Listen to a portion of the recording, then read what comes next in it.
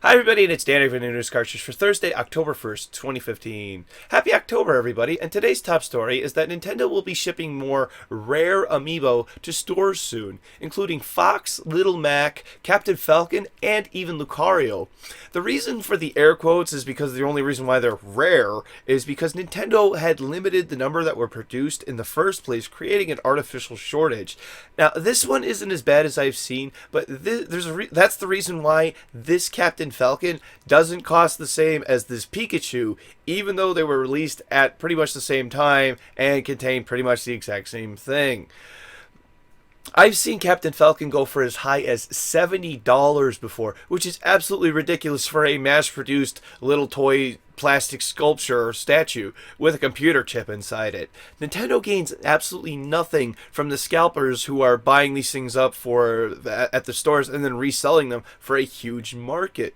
And that's just going to frustrate gamers by not providing enough stock of the things that we want to buy, even though we have the money that we want to buy it if it were from the store. Now, this is a very, very good thing from Nintendo, because it means that we can now finally buy the things that we want to buy for the price that's reasonable, which is the MSRP, the manufacturer suggested retail price, which is weird that you want to pay full price for something at a store because that's the cheapest price.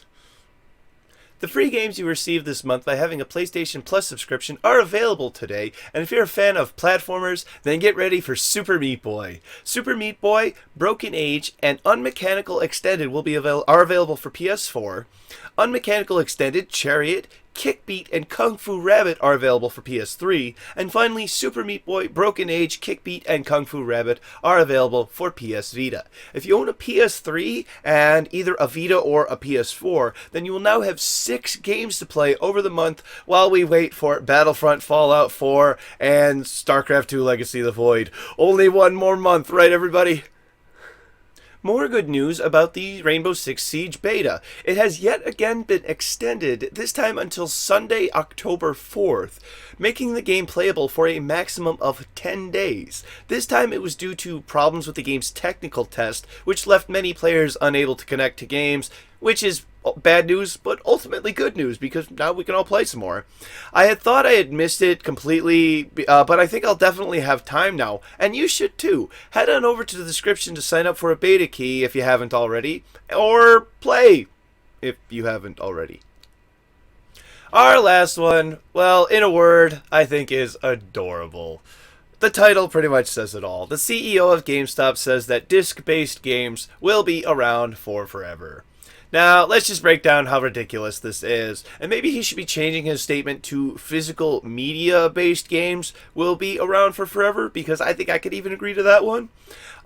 This is like a milk distribution company trying to convince everyone that milkmen will always deliver milk to your door on a day-to-day or week-to-week basis, however they did it, and when was the last time you saw a milkman? Let me bring up some other outdated, obsolete technology that they don't mass produce anymore, being vinyl, cassette tapes, 8-track. These things die off. They go away. Physical media has been in decline since things like Netflix, Hulu, Twitch, YouTube all make it very easy to get all the entertainment you want without ever having to get up and change a disc or worrying about that disc getting scratched. On the other hand, things like Redbox and GameFly are relatively expensive compared to their digital counterparts, which are fairly priced or free.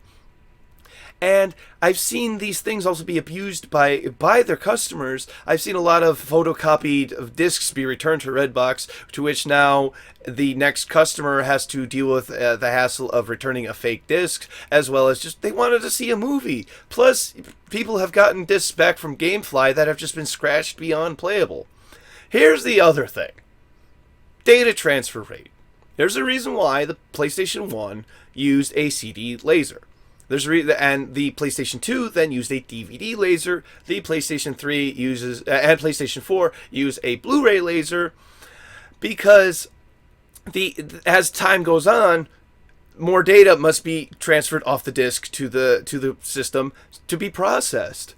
If if you don't have the corresponding laser and disk, then you won't be able to transfer the data that you won't. Long story short, in order for them to keep going with physical media the way that they are, they're going to need to develop new types of disks as well as new types of lasers in order to keep that data transfer rate high enough, as well as keep the cost low, make it mass producible, so that way your average citizen, your average everyday buyer can buy it, can afford it. The next technology that I found after Blu-ray is called HVD, or holographic versatile disc, and it is nowhere near the consumer market yet, meaning it is super duper expensive to not only produce but to buy.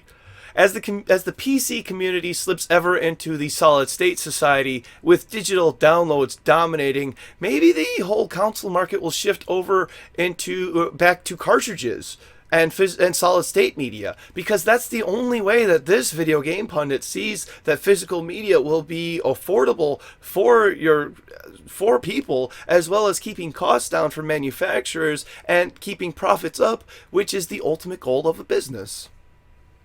On to tomorrow's game releases. For PC, we have Black and White Bushido, Luna Sky, Pixel Galaxy, Polychromatic, Operation Z or Z, Hylix, Drone Zero Gravity, Dead But Alive, Southern England, and Neon Cube. For PlayStation 4, we have Journey Collector's Edition.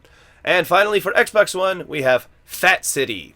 Thank you very much, everybody. This has been News Cartridge. I am Dandruff. I will see you tomorrow. And what did one Geodude say to the other Geodude? Let's rock!